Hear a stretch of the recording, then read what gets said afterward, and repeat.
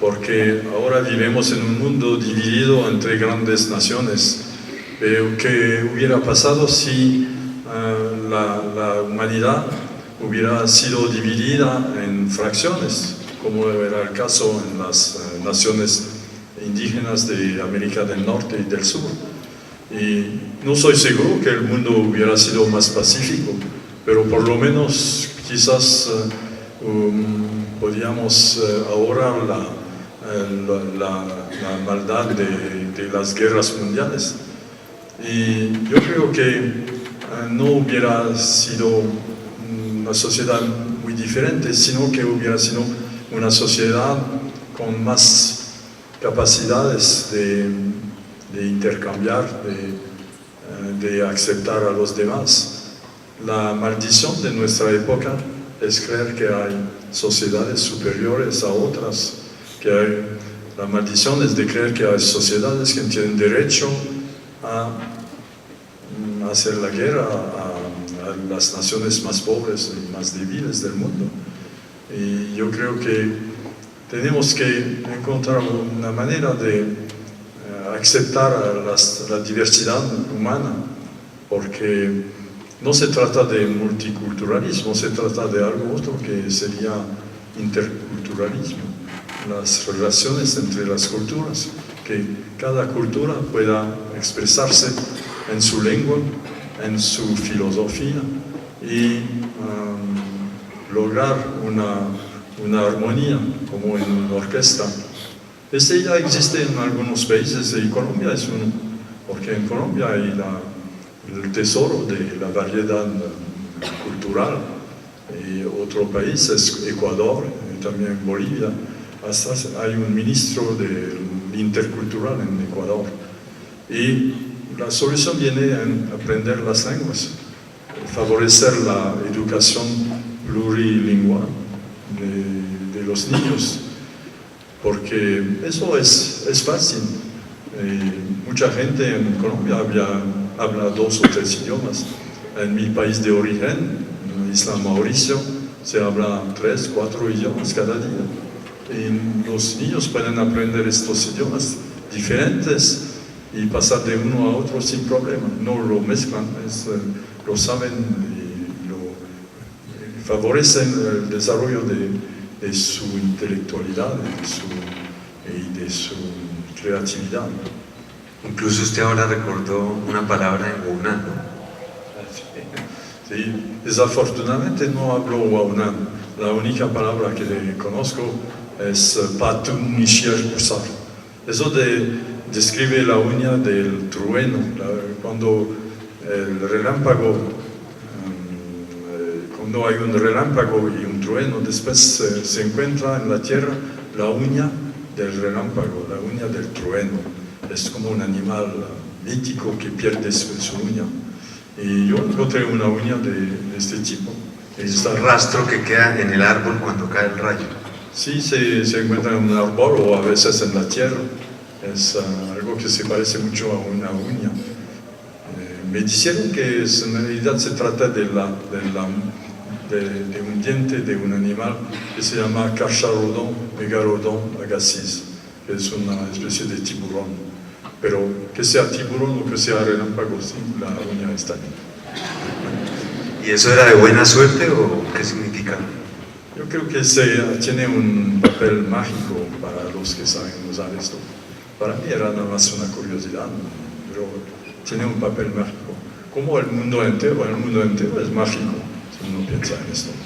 Pero mirando hacia atrás, me pregunto, ¿esta América mestiza le debe reclamar algo a esa Europa en crisis? ¿O cuál debe ser la relación de esos continentes hoy?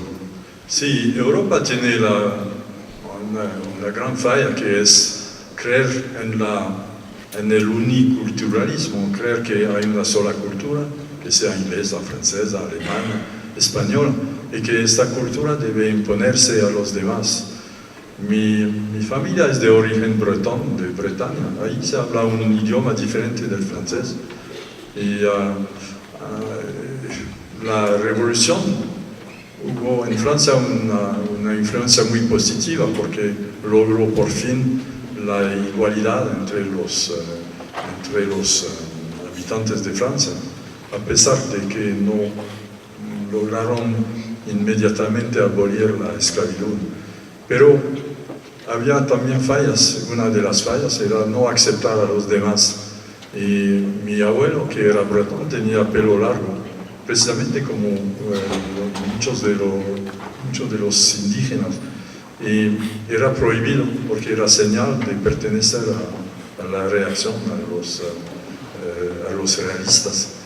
Y un día un señor revolucionario vino a ver a mi abuelo y dijo: usted tiene que cortarse el pelo. Y él sacó su espada y dijo: primero hay que pasar por la espada. Y después tuvo que irse y se fue a Isla Mauricio. O sea, yo no tendría problema. ¿Cómo? Digo, yo no tendría problema. No. Sí, sí. No, es para decir que en Europa hay ideas fijas. Por ejemplo, hay muchos debates sobre la identidad en Francia. Son debates completamente falsos, porque la identidad es múltiple. No hay un francés típico como no hay un español típico o un colombiano típico. Es una mezcla de influencias, de antecedentes, de componentes. Y todo esto hace un ser humano. Cada ser humano es único, pero es el resultado de una mezcla de tantas influencias, genes, historias, que no se puede resumir en una sola identidad. Pero hoy más que nunca se está mirando con mucha prevención al inmigrante latinoamericano, justamente por la crisis. ¿De qué? La crisis europea, sí, que se está viendo con más prevención al inmigrante latinoamericano.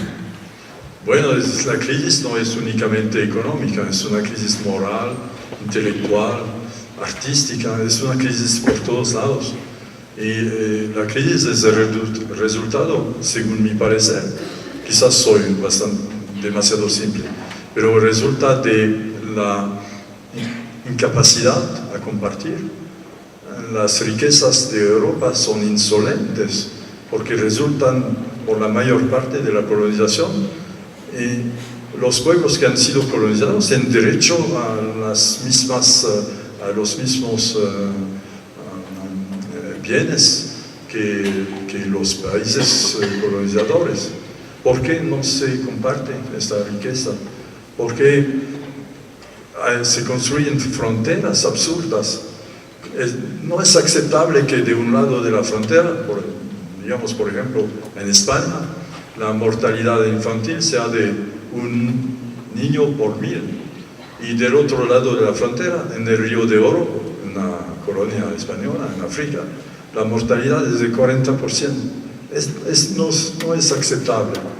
No es aceptable que gente tenga todo: la educación, los servicios medicales, la seguridad, la cultura, y que del otro lado de una línea completamente fictiva, la gente no tenga nada.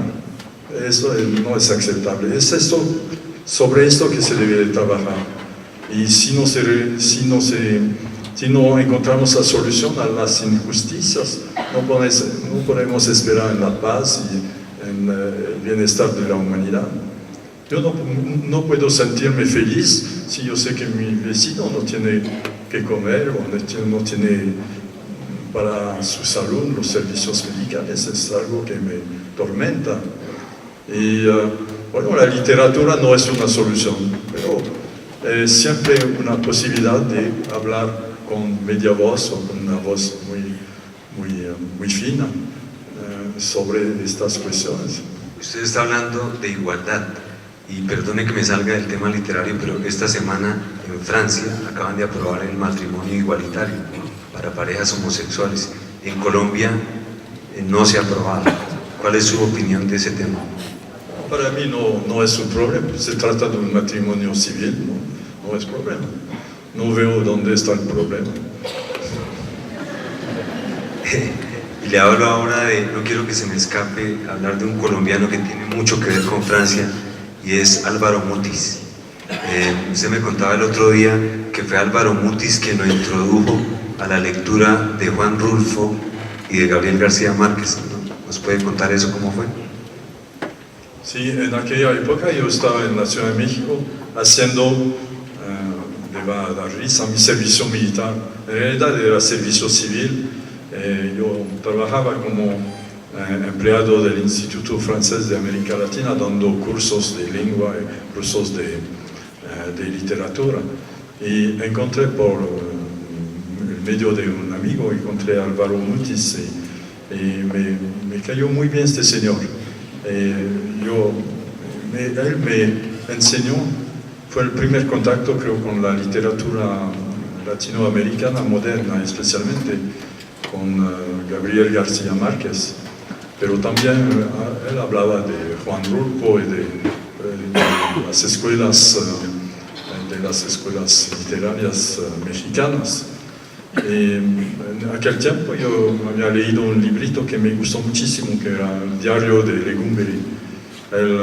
Álvaro Mutis pasó varios meses o quizás un año en una prisión que se llama Legumberri, que está en la Ciudad de México. Y fíjese que ahora son los archivos. Y yo he ido varias veces a consultar documentos. Había una prisión de mujeres, prisión de hombres. Ambos ahora es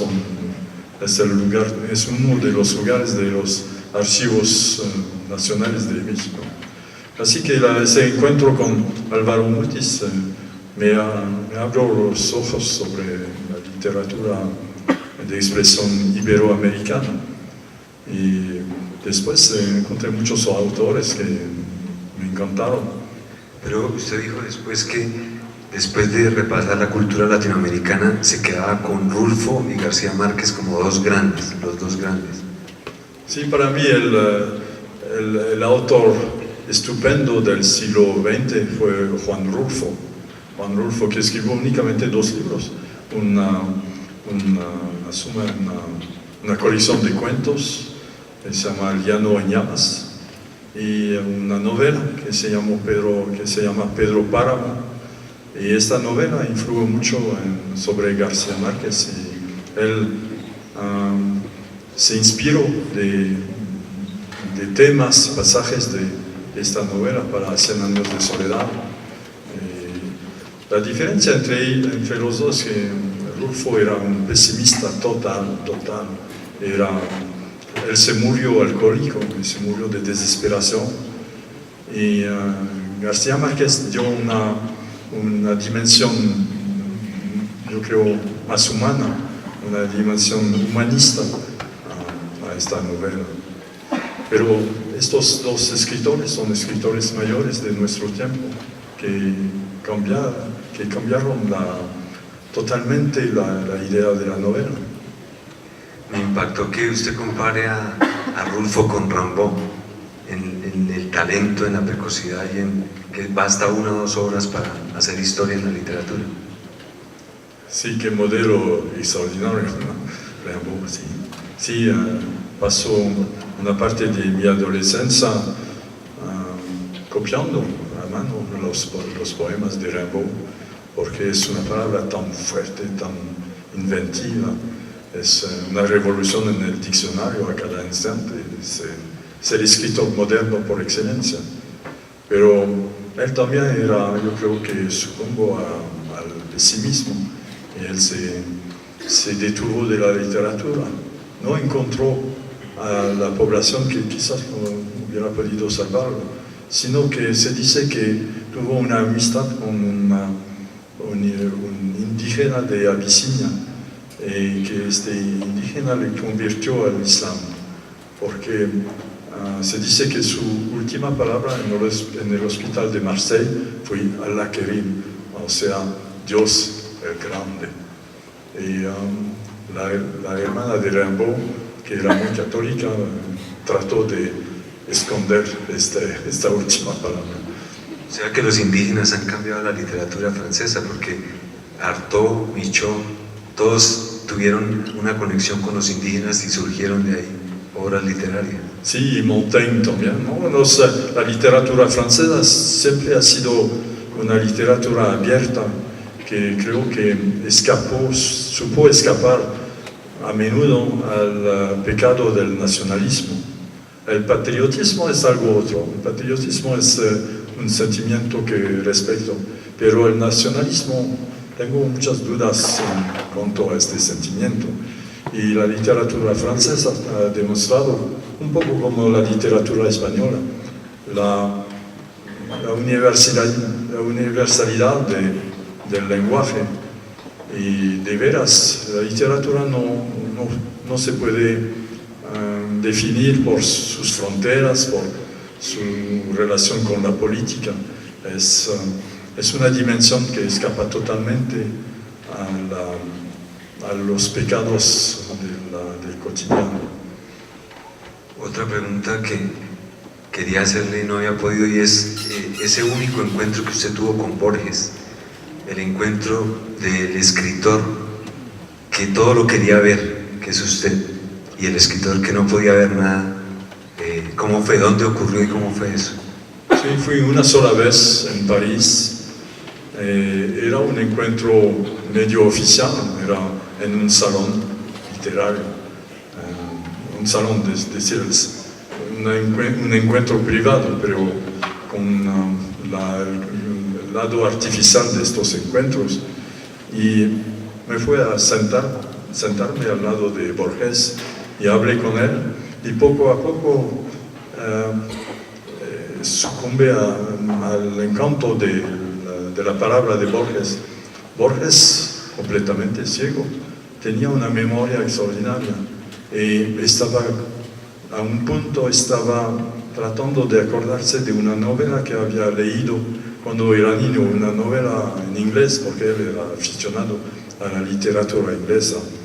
Y esta novela era de un escritor poco conocido que era, yo creo, primo de Rudyard Kipling. Usted es un admirador de Rulfo, pero ya va para los 50 libros, novela, ensayo, libro infantil, libro juvenil, y el otro día me decía que le falta tiempo para escribir más. O sea, ¿cómo producir tanto en una época en la que uno a veces piensa que la literatura ya ha abarcado casi todo? Sí, como he dicho, esta época durante cuál fue en la selva de Panamá, en el Darién, esta época fue una época de escritura negra, o sea, no como las paredes, no había nada, era el nadaísmo. Pero gracias a la amistad y a la enseñanza de estas personas de la selva, yo empecé de nuevo a escribir y desde este tiempo no he parado, así que fue un momento positivo por fin. ¿Podemos saber en qué tema está trabajando estos días? ¿Hay alguno en particular? Sí, para mí, yo no escribo sobre viajes y todo esto, no sé escribir, no soy un escritor viajero, soy un escritor que se mueve. Soy muchas veces un emigrado en un país, por 12 años fui inmigrado en México, y por otros 12 años fui inmigrado en Estados Unidos con una tarjeta verde. Yo creo que esto me ayuda, porque como no puedo escribir sobre una mesa, no puedo escribir en una oficina, tengo que moverme. Y es cuando me mueve que me muevo. Es cuando soy móvil que soy el mejor para escribir, que me siento mejor. Antes de terminar, debo hacerle dos preguntas muy especiales que le llegan a usted de parte de la red de bibliotecas del Banco de la República. Una de ellas la mandan desde Girardot, que es cerca de Bogotá, mucho más cálido que Bogotá. Ahora que el maestro sufrió el frío del Cerro de Guadalupe, dice la pregunta, es de una lectora que se llama María de Cielo Urbano, es profesora de Lingüística y Literatura, y le pregunta: al leer Onitsha, he pensado que su manera de escribir refleja inocencia, luz y felicidad. Quisiera saber qué siente al respecto, entrometida más allá de la escritura o porque es escritura justamente. Quiero preguntarle, ¿se considera usted feliz e inocente? Sí, sí, he leído la carta de esta profesora de Girardot. Me gustaría un día ir a Girardot. Sí. El nombre de esta aldea sí, me atrae. No sé si puedo contestar a esta pregunta. Es difícil analizar a sí mismo. Lo que sé es que he conocido el mal, no soy inocente porque no he conocido el mal, sí, he visto el mal. Y he visto el mal en todos sentidos, he visto el mal moral, el mal físico, el mal mental, hasta que he tenido obsesiones y todo esto. Y he sido testigo del mal absoluto que es la muerte de un niño. Eso precisamente era en Panamá, un niño era perdido a lo largo del río. Y la mamá de este niño, que tenía unos 6, 7 años, lloró toda la noche. Yo estaba en una casa vecina y estaba oyendo el dolor de la mamá y traté de dar una consolación, traté de decirle a ella, sí, se va a encontrar mañana, vamos a ver cuando el día viene, cuando el sol aparece, vamos a encontrar al niño. Y el día siguiente fuimos con la gente, fuimos en la playa del río y encontramos al niño que era ahogado. Eso es el mal, ¿no? Perder un niño es el mal absoluto. Y esto, entonces yo sé que es el mal, pero lo escribo a veces, pero no es mi meta de insistir sobre esto. Creo que para mí no quiero ser absolutamente un escritor positivo, pero creo que hay un mensaje en la literatura, que la literatura debe de dar algo de mágico y algo que está cerca del sueño, una especie de otra dimensión que permite superar al dolor, al mal, que permite, si me permite, llegar a lo que los indios llaman el Atma, el estar en la dimensión absoluta de sí mismo. Pero eso no significa que la tragedia no esté en sus libros. Recuerdo ahora a Laila, la niña raptada a los 7 años en El Pez Dorado. Ese tema de la niñez y las tragedias es recurrente también. Sí, conozco todo eso. Y de veras existe el mal. Estuve leyendo el libro de Oscar Cuyazos, Rencor, y este me hizo pensar en la Isla Mauricio. Isla Mauricio, como Cartagena, es un lugar de tarjeta postal, ¿no? Hay el mar, playas blancas, y vegetación bonita y gente sonriendo, pero también es un lugar donde hay mucho incesto. Eso no se sabe y no se dice. Así que el mal, la denuncia del mal es también algo necesario. No es mi meta, pero es algo que yo creo que hay que encontrar en la literatura también. Y la otra pregunta es de una ciudad a la que usted quiere ir en el próximo viaje a Colombia, que es Leticia, la capital de Amazonas. La envía a través de la red de bibliotecas Banco de la República Carlos Suárez, periodista y magíster en estudios amazónicos. Es un poquito larga, pero la leo porque le gustó el mensaje. La pregunta me resulta muy fácil formularla, porque mientras leía su obra no dejé de hacérmela, pues en ese momento me encontraba yo mismo escribiendo el libro ya mencionado. ¿Cómo consiguió un conocimiento tan genuino de la gente del río y el paisaje de los mitos? A veces pensaba que tal vez usted había tenido una experiencia similar en su infancia. Otras, que ya en la edad adulta había pasado una temporada en la región y había recopilado material etnográfico y bibliográfico para luego dejar volar su imaginación. O quizás nunca había puesto un pie en Port Harcourt ni en Onitsha y todo lo había hecho desde la distancia, entre papeles y fotografías. En resumidas cuentas, ¿cómo llevó a cabo ese trabajo de recreación de la cultura africana? ¿Cuáles fueron sus dilemas éticos al escribir sobre el otro, el que ha sido invadido, el que difícilmente puede hacerse oír por sí mismo en este mundo globalizado? Me gustó mucho leer esta carta, me conmovió muchísimo y espero un día llegar a Leticia para encontrar al señor Suárez. Es un buen escritor, probablemente buen periodista también, y lo que expresa es algo que yo creo que es muy útil y muy necesario decir, es que no existe el exotismo, no hay nada que existe como exotismo. Y mis informaciones sobre la vida a lo largo de los ríos provienen de dos momentos en mi vida. El primer momento era cuando yo encontré a mi papá. Vivimos cerca de un río, no era el río Níger, no tenía nada que ver con la ciudad de Onitsha.